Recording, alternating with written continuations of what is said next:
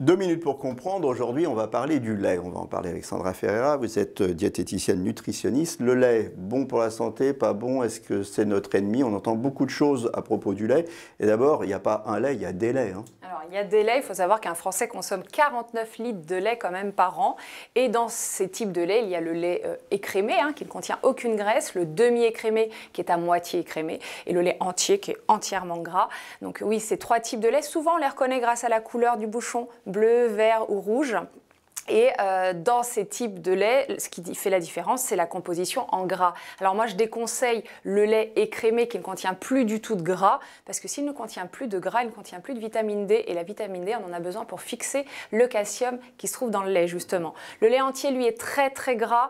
Bon, ça peut être bien occasionnellement pour des recettes particulières. Donc celui que je conseille, c'est le lait demi-écrémé. Et je fais partie donc de ceux qui pensent que le lait n'est pas notre ennemi. Et non, il n'est pas notre ennemi. Et pourquoi il y en a qui disent que c'est notre ennemi alors?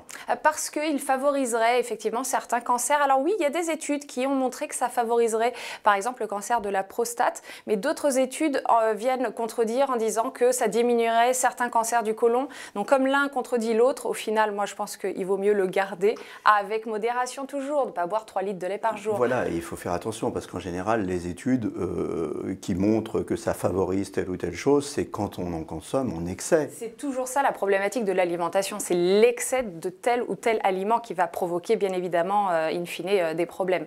Mais sinon, avec modération, il y a en général peu de soucis, parfois des soucis de digestion. Si vous avez l'impression de ne pas digérer le lait, c'est parce qu'il y a parfois un problème de digestion de lactose. Enfants, on leur donne du lait.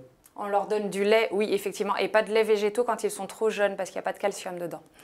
Voilà, le lait n'est pas notre ennemi, qu'on se le dise, il faut boire du lait et il faut en donner aux enfants. Et oui. Nos émissions vous plaisent, alors aidez-nous à faire grandir la chaîne pour parler santé au plus grand nombre. Partagez, likez, abonnez-vous.